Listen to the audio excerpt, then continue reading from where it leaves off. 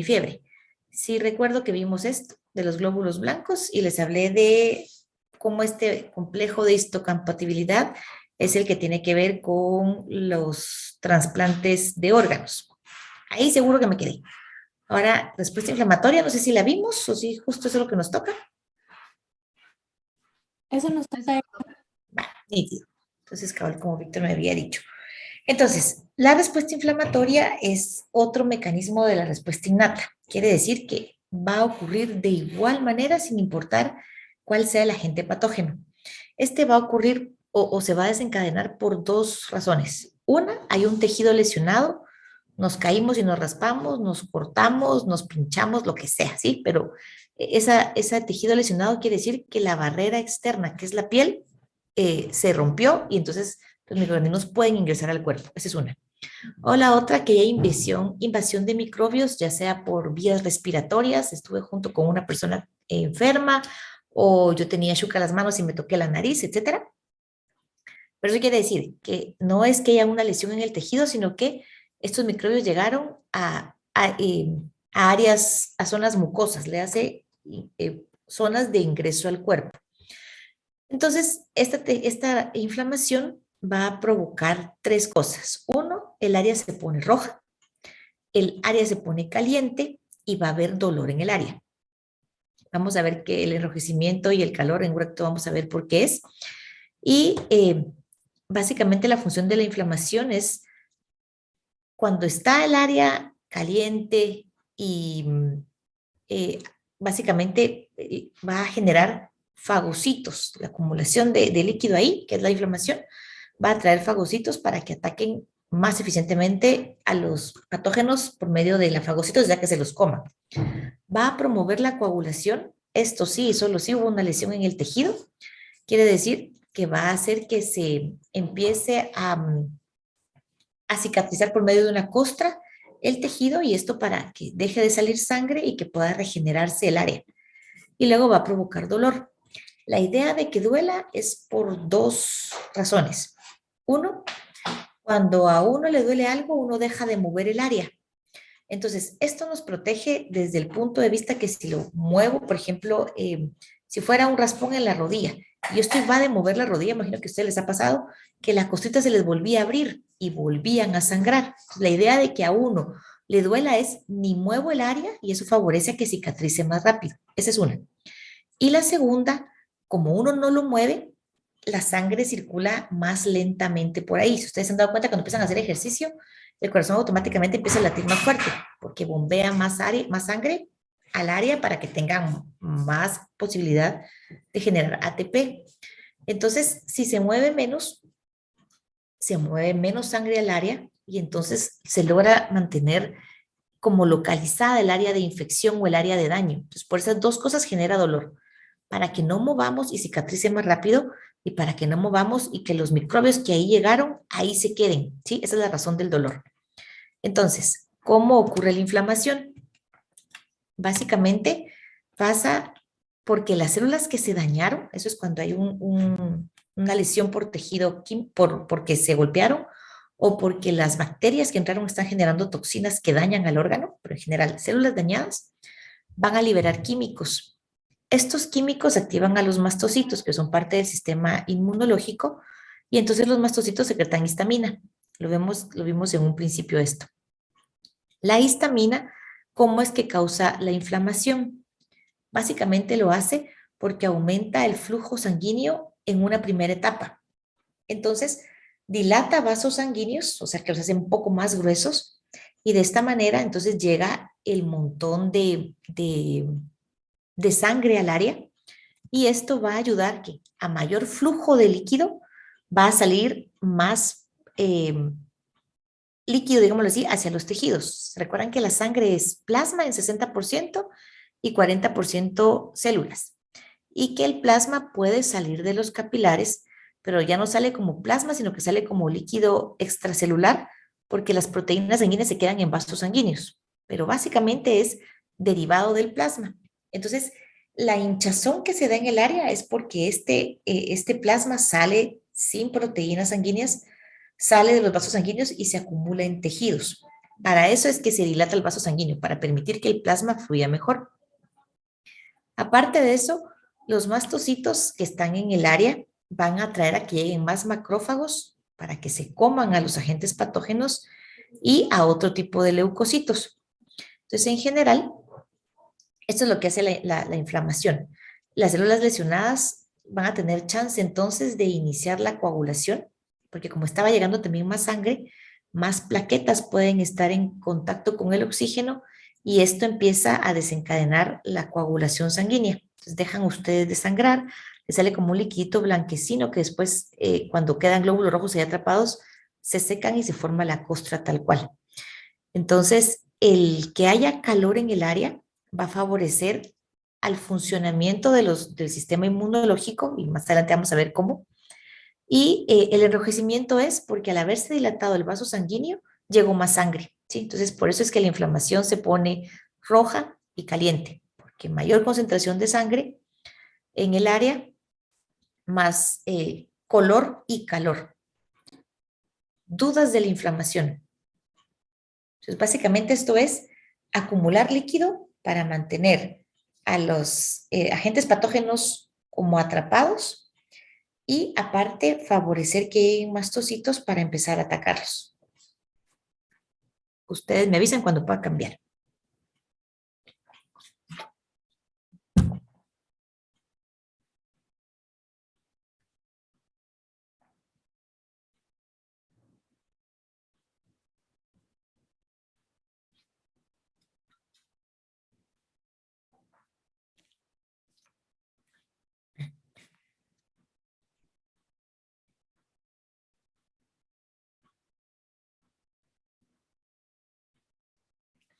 ¿Paso? Ok. Entonces aquí está justo la imagen. La coagulación es básicamente para que el tejido dañado deje de estar expuesto al ambiente. Básicamente cuando tú coagulas, se forma la costra, que es un tejido temporal que va a cerrar la herida. Entonces, por eso es que uno cuando ya tiene costra deja de sangrar. Y luego debajo de la costra se empieza a regenerar otra vez el tejido para que cuando la costra se caiga, la piel ya está otra vez regenerada y entonces ya está el medio interno aislado del exterior. Entonces aquí cabal, por nada. Aquí cabal está entonces el diagramita de qué es lo que pasa. Aquí digamos sin importar que todo lo que está afuera está siempre con bacterias. Una hoja de papel tiene bacterias, las tijeras, una punta de lápiz, portaminas, lo que sea, todo está cubierto de bacterias. Entonces, si se recuerdan, yo les había dicho que la piel es un medio inhóspito. No tiene agua, no tiene mineral, no tiene nutrientes. Entonces, las bacterias no tienen cómo reproducirse porque no tienen materia prima. Sin embargo, cuando se rompe la piel, el medio interno es literalmente el paraíso. Temperatura adecuada, suficiente agua, suficientes nutrientes, porque nuestras células tienen que estar bien para poder funcionar. Entonces, esas tres condiciones favorecen que las bacterias se multipliquen rápidamente. Entonces, las células dañadas sueltan estos puntitos rojos que son citocinas y vamos a ver adelante básicamente para qué sirven. Y estas activan a los mastocitos. Entonces el mastocito activado libera histamina, el vaso sanguíneo se dilata, con que esto se dilate puede salir plasma hacia el tejido, que ya es un líquido extracelular o intersticial, y esa dilatación de vasos sanguíneos y el calor que se genera en el área por los mastocitos va a permitir que estos fagocitos salgan del vaso sanguíneo y lleguen a tejidos. Y si se dan cuenta, se está recién saliendo y ya se está comiendo o fagocitando a los agentes patógenos. Entonces, esa es la función de la inflamación, alertar de que ahí hay algo y que tiene que empezarse el ataque contra los patógenos. Entonces, paso. Luego, ¿cómo es que funciona la fiebre? La fiebre en general es un mecanismo contra las infecciones y va a funcionar de dos maneras. Uno, en cuanto a los microbios o patógenos, detiene su reproducción, o sea, impide que haya más de ellos. Y aparte, aumenta la capacidad combativa del cuerpo, o sea, hace que el sistema inmunológico sea más pro para luchar contra el agente patógeno. De estas dos formas es que la fiebre ayuda. ¿Qué es lo que hace particularmente? La fiebre básicamente es responsabilidad de un desajuste en el hipotálamo. El hipotálamo mantiene constante la temperatura entre 36 y 37 grados centígrados. Eh, Hay personas que están un poquito abajo de los 36 grados de forma normal y hay personas que están un poquito arriba de los 37, pero esa es su temperatura normal, ¿sí? Entonces el hipotálamo nos mantiene siempre esa temperatura. Sin embargo, cuando tenemos alguna infección, básicamente los macrófagos que ya están en contacto con estos agentes patógenos liberan pirógeno endógeno, ¿sí? Este pirógeno es una sustancia que va a viajar por sangre hasta el hipotálamo y le quita el tope de temperatura. Entonces, el pirógeno hace dos cosas. Aumenta la temperatura y disminuye la concentración de hierro. En química, cada vez que ustedes vean un elemento o una sustancia entre corchetes, quiere decir que estamos hablando de una concentración de esa sustancia. O sea, aquí dice básicamente que disminuye la concentración de hierro. ¿Qué efecto tiene estas dos situaciones? Alza de temperatura y disminución de hierro. La temperatura se eleva porque el pirógeno incrementa el metabolismo de grasa. Si ustedes se acuerdan cuando vimos moléculas biológicas, yo les dije que la grasa da el doble de energía que los carbohidratos. Entonces, básicamente, si yo quemo un poco de grasa, la idea es que tenga energía para seguir haciendo ejercicio. Pero cuando uno tiene fiebre, lo que uno menos quiere es moverse. Entonces, literalmente uno está generando el montón de grasa, o sea, está generando energía, pero no la está gastando de ninguna manera porque uno no está haciendo ejercicio. Entonces, esa acumulación de energía se convierte en calor. Sí, básicamente el metabolizar la grasa genera calor. Entonces, esa es una. Y aparte de que se aumenta el metabolismo de la grasa, los vasos sanguíneos pierden su dilatación. O sea, después de que en la inflamación se dilataron para que saliera plasma, etcétera, etcétera, luego los vasos sanguíneos se contraen y entonces el que haya menor flujo sanguíneo evita que haya pérdida de calor. Entonces, yo estoy generando mucho calor al metabolizar grasa y no lo puedo perder por dilatación de vasos sanguíneos. Entonces, el calor se va acumulando y eso hace que la temperatura suba. Cuando la temperatura sube, la actividad de los fagocitos se incrementa. ¿Qué quiere decir esto? Que si a 37 grados centígrados un fagocito se puede comer 5 bacterias por minuto, me estoy inventando los números, al incrementar la temperatura, como que se pone speedy. Entonces, en lugar de comerse 5 por minuto, tiene la capacidad de comerse 15 por minuto. Eso la va a hacer más eficiente en acabar con patógenos. Entonces, a nuestros glóbulos rojos, perdón, a nuestros glóbulos blancos les ayuda a trabajar. Y aparte, el incremento en la temperatura también ayuda a que los linfocitos, que son las células de respuesta específica que viene después, se puedan reproducir más. Esto quiere decir que si lo hablo en relación al video que vimos, que era como un ejército que lucha contra, la temperatura hace que estos agentes especiales específicos para luchar contra un patógeno en particular empiecen a entrenar más rápido para estar listos en mayor cantidad en menor tiempo. Entonces, nuestro sistema inmunológico se ve súper favorecido con el aumento de temperatura.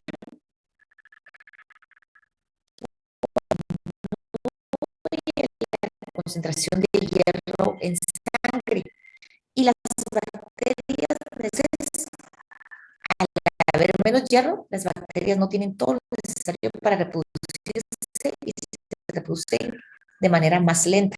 Entonces aquí podemos ver que realmente la fiebre va a ayudar a combatir más rápido la infección. Cuando nosotros tomamos antigripales, por ejemplo, porque nos sentimos, o sea, estoy hablando de una gripe normal, y nos duele el cuerpo y nos va a moquear y tenemos fiebre, nos tomamos el antigripal y nos sentimos de mil maravillas, se nos quitan todos los síntomas. Yo como persona me siento bien, pero a mi sistema inmunológico es como que le amarrara las manos, porque los mocos básicamente van a servir para que todas esas bacterias que están en vías respiratorias o garganta se queden atrapados ahí, básicamente como pegados en el moco, y les evita llegar a pulmones, que es al área donde ellos quieren llegar para enfermarnos todavía más. Entonces, yo dejo de moquear, esas bacterias, pum, más fácilmente pueden llegar hasta pulmones, bronquios, bronquiolos y me da enfermedades un poco más serias que un catarro. Luego, se me quita la fiebre y yo me siento bien, pero entonces al mantener la fiebre en temperatura normal, tengo una cantidad normal de hierro, las bacterias se van a reproducir un montón y aparte los fagocitos se vuelven más lentos para trabajar. Entonces resulta que estoy haciendo más bacterias y hay menos efectividad de fagocitos para comérselos. Aparte, a las células que van a atacar después también empiezan a reproducirse más lentamente. Entonces, esto va a hacer que mi enfermedad realmente se alargue un poquito más, porque van a haber un poco más de malos. Los buenos que ya están trabajando se vuelven más lentos y los buenos que se están preparando se preparan también más lentamente. Entonces, si yo realmente lo que tengo es una fiebre leve de 37,5, 38, lo mejor es aguantarse uno, tomar agüita para estar hidratado y aguantarse la fiebre, porque eso va a hacer que mi enfermedad dure menos. Eso estoy hablando de fiebres controladas. Para mi fiebre ya es de 39,5, 40, entonces ahí sí tomen lo que tengan que tomar porque ya les puede llegar a causar daño. Pero si es una gripe 100% comprobado que es solo gripe, es mejor aguantarse un poquito. Ahora, si no tenemos seguridad ahorita que ya es lo del COVID y todo, es mejor sí tomar medicina para evitar que los síntomas pues se agraven. ¿Dudas aquí? Entonces paso. Ok, y ahí terminamos entonces la respuesta inmunitaria innata, que ataca parejo lo que sea.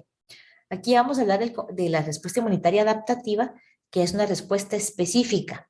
Si está la bacteria A, va a ser un ataque específico contra esa bacteria A. Entonces, el sistema inmunitario adaptativo va a tener varios órganos trabajando en conjunto, tanto el sistema inmunológico como de otros órganos, pero de otros sistemas.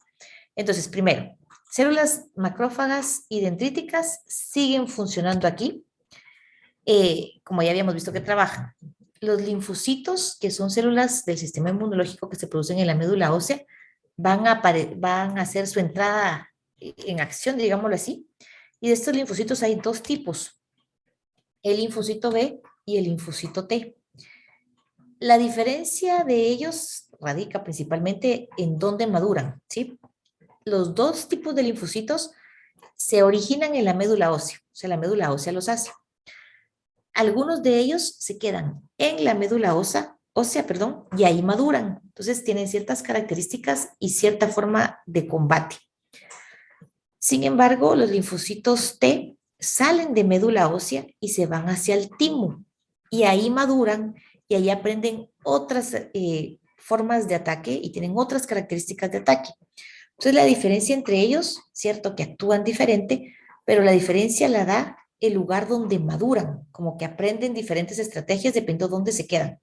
Entonces, linfocitos B es de bone, porque se mantienen dentro de la médula, y los linfocitos T es por timo. Luego, la imagen que está aquí es del sistema linfático, que lo vimos en sistema circulatorio. Los nódulos linfáticos tienen también un funcionamiento en el sistema inmunitario, porque básicamente van a contener un montón de macrófagos y linfocitos. Entonces, cuando la linfa pasa por ahí, si en la linfa van patógenos, ahí se filtra la linfa y se empieza el ataque contra estos patógenos. Luego, el vaso hace algo similar, solo que con la sangre. El vaso también contiene un montón de leucocitos, que son glóbulos blancos, y entonces cuando la sangre pasa por ahí y es filtrada, si hay microbios, los leucocitos que están allí en el vaso, que ahí residen, son los que van a destruir a estos microbios. Y luego están también las amígdalas, que las amígdalas detectan microbios que han ingresado por nariz o boca, y entonces las amígdalas son las que disparan la respuesta inmunológica adaptativa. Cuando, si lo hablamos así, a como veníamos haciendo la comparación, supongamos que las amígdalas vendrían funcionando como una garita de los condominios, ¿sí? Cuando uno llega a un condominio, uno tiene que decir a qué casa va. En algunos condominios el policía llama a la casa y dice, mire, lo visita fulano de tal, y la gente de la casa dice, sí, déjelo pasar, ¿sí? Si uno no esperaba la visita, en el tiempo entre que entran a la garita, le revisan el baúl y llegan hasta su casa, ustedes tienen unos 2 minutos para por lo menos correr a su cuarto, quitarse la pijama y vestirse, ¿sí? O lo que estaba mal puesto en la sala, hacer operación escondite y poner la casa medianamente ordenada, ¿sí? Entonces, algo así funcionan las amígdalas. Cuando llega el agente patógeno, la amígdala lo descubre y da un aviso de estamos siendo invadidos, entonces respuesta, el sistema inmunológico empieza de una a preparar la respuesta del sistema inmunitario adaptativo. Cuando a una persona la operan y le quitan las amígdalas, es como en esas otras casas donde no hay garita y entonces realmente uno se entera hasta que llegan a la puerta de la casa y le tocan el timbre. Ahí casi que ya no da chance de nada porque ya la gente está ahí. Entonces, cuando eso pasa, básicamente va a ser que ya las amígdalas no avisan, sino quienes van a hacer ese trabajo de avisar o de empezar el ataque contra los patógenos es los nódulos o el vaso, pero ya no es una respuesta tan generalizada y tan organizada. ¿Vamos bien hasta ahí? Entonces paso. ¿Puedo pasar ya? Falta. Voy a pasar entonces. Y entonces aquí pueden ver ustedes cómo es que el sistema de adaptación va respondiendo. Les mencionaba que los dendritos y los macrófagos funcionaban aquí también y básicamente funcionan porque activan a los linfocitos. A los que ya jugaron el simulador virtual, básicamente esto es lo que, algo así empieza, está la célula dendrítica, esta reconoce y destruye a un agente patógeno, eso no la, y entonces ellas en su membrana se quedan parte de estas proteínas del agente invasor, y entonces al encontrar un linfocito T, naivo, inocente o nativo se traduce, o sea, uno que no ha estado activado, le enseña la proteína del patógeno y eso hace que el linfocito se active. Al activarse ya se vuelve un linfocito efector, o sea que ya es específico para luchar contra alguien y este linfocito que ya está activado empieza a reproducirse. O sea, hace muchísimos más de él. Entonces están reproduciendo y reproduciendo, que es lo que decía que al aumentar la temperatura se incrementa la reproducción de los linfocitos, básicamente son estos. Entonces empiezan a juntar por montones para ya poder salir a luchar y buscar específicamente a este agente patógeno que la célula dendrítica le dijo que existía. Luego, por ejemplo, están los macrófagos. Si se dan cuenta que este macrófago solo se está comiendo a los agentes patógenos en general que encuentre, pero cuando un linfocito T efector, que son estos que ya son específicos, se topan con el macrófago, eh, ayudan a marcar a los macrófagos para que se maten, para que eliminen más rápidamente a los patógenos. Entonces, de esta manera, el linfocito T ayuda a atacar a los patógenos. Y luego el linfocito B, este tiene proteínas en su membrana que reconocen al agente patógeno. Y entonces, cuando un linfocito B se encuentra con un T efector, eso modifica al linfocito B. Si se dan cuenta, aquí las proteínas están pegaditas a él y solo puede atacar si se encuentra directamente a un patógeno. Pero cuando trabaja en conjunto con el efector, el linfocito B libera esas proteínas que básicamente ya son anticuerpos y esas proteínas van solitas en sangre y si encuentran al agente patógeno compatible, lo empiezan a erradicar aunque no haya linfocitos a la par. O sea, es como que si yo tirara un montón de de proteínas en sangre para ver si se encuentran algún malo y cada linfocito B puede hacer un montón de anticuerpos, entonces son muy eficientes para luchar contra patógenos. ¿Estamos ahí hasta donde vamos? Entonces paso. Aparte del funcionamiento de las células, el sistema inmunitario adaptativo también trabaja a base de proteínas. Entonces son varios tipos de proteínas. Una están las citocinas, que son generadas por macrófagos y linfocitos, y estos básicamente ayudan a la comunicación celular. cuando los macrófagos están en contacto con un patógeno, liberan estas citocinas y esto favorece que los linfocitos se reproduzcan. O sea, el linfocito se va a reproducir porque hay aumento de temperatura y porque se secretan más citocinas. Eso estimula por montones la reproducción de linfocitos. Luego, las citocinas también ayudan a las células corporales a resistirse a los virus. O sea, les ayudan a saber que hay algún virus y que la célula no sea tan fácilmente colonizada por virus. No quiere decir que lo eviten, pero ya les cuesta un poco más al virus.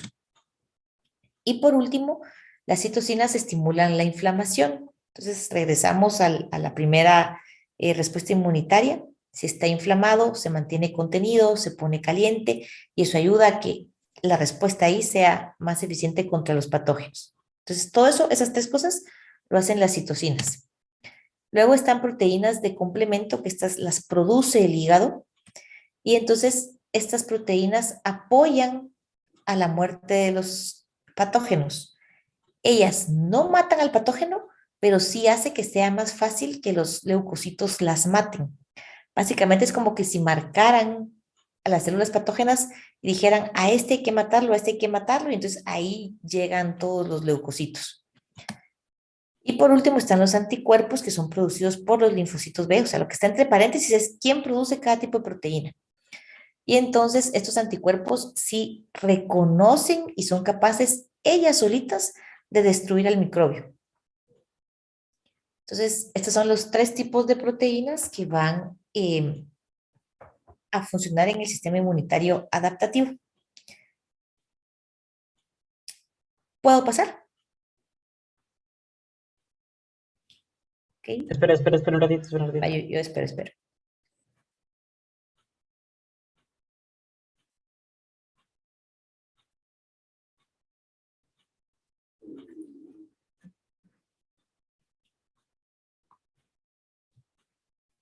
Ya. Ok. Entonces, ¿cómo es que trabaja el sistema inmunitario adaptativo? Los linfocitos reconocen al que está invadiéndolos. Ya que lo reconocen y hay suficiente cantidad de ellos, lanzan un ataque. El dar esto de suficiente cantidad es básicamente les lleva entre una semana y 10 días el ser suficientes para poder atacar. Durante ese tiempo que ellos están haciendo por montones es que la inmunitaria innata es que está trabajando. Luego que ya lanzan un ataque y lograron vencer, siempre hay algunas células que no luchan directamente contra el patógeno, pero que van a guardar el recuerdo del invasor para que si en algún momento yo vuelvo a estar en contacto con él, ya no me ataque. Ahí es donde funcionan las vacunas. Una vacuna es un virus atenuado, a mí me lo ponen, mi sistema inmunológico lucha contra él, por eso los bebés cuando los vacunan, o a nosotros cuando nos vacunaron contra el COVID, nos dio algo de gripe, un poquito de dolor, fiebrecita, porque sí activamos el sistema inmunológico, pero con un virus débil. Y entonces, cuando ya me da en serio la enfermedad, eso funciona mucho con la varicela, ustedes se vacunan y luego, aunque estén en contacto con un niño con varicela, a ustedes ya no les da, porque ya su sistema lo conoce y antes de que les vuelva a dar síntomas, lo destruye. Entonces, los linfocitos, ¿cómo reconocen al invasor? Lo reconocen porque todo invasor tiene antígenos, que son proteínas, polisacáridos o glicoproteínas en su membrana que lo etiquetan como algo ajeno a nosotros. Estas etiquetas están en la superficie de los patógenos, membranas o cápsulas, y ayuda a que el sistema inmunitario los detecte. Aparte de que estas están en los patógenos, cuando un virus entra a la célula, esa célula muestra ese antígeno. Cuando un macrófago o célula dendrita está en contacto con un patógeno, se queda con esos antígenos en él. Era en el videito que les quedaba como el dibujito puesto. Entonces, de esa manera, reconocen quién es el invasor. Los linfocitos van a liberar proteínas, ya sean anticuerpos o receptores de células T, y estas se producen al azar y son compatibles con el agente patógeno para erradicarlo de forma efectiva. Y luego, las células que están en contacto con un patógeno tienen como que fuera una pistola con 5 o 6 balas, me estoy inventando la cantidad. Quiere decir que pueden matar a 5 o 6 patógenos. Cuando se les acaban sus balas, pero no es por balas, pero ustedes me entienden la analogía, esa pistola ya no funciona. Entonces los linfocitos B y T llega un momento en que después de atacar se mueren, pues que es necesario que se sigan reproduciendo. Sin embargo, las células B y T de memoria nunca atacaron de forma directa al patógeno, pero sí lo reconocieron. Eso se quedan siempre en el cuerpo dando sus vueltecitas para que si se queda de alguna manera después, volvemos a estar en contacto con un patógeno igual, lo podamos matar de una sin que nos enfermemos. Entonces, así funciona el sistema inmunitario adaptativo. Es específico contra un patógeno, lo atacan, pero siempre se van a quedar algunas de ellas para evitar futuras infecciones de ese mismo.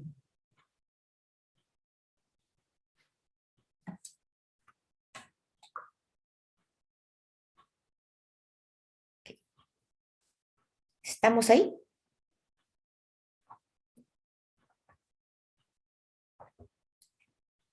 Erika, Dime. disculpe, solo, o sea, los linfocitos que no se mueren, entonces se quedan con la memoria de cómo matar al virus. Exactamente. Las células B y T de memoria fueron algunos que se hicieron para luchar contra ese patógeno, pero que nunca atacaron, entonces quedan solo listas para si volviera a entrar a los 5 años, a los 6 meses, están ahí y solo se reproducen de vez en cuando para que siempre haya alguna de ellas y reconozca el patógeno. Ah, ok, Sí. gracias. Ok, entonces chicos, ahí estamos por hoy. Si no hay más dudas, Gracias, la, Erika. la dejamos ahí. Que tengan buen día. Nos vemos el miércoles. Gracias, Adiós. Erika.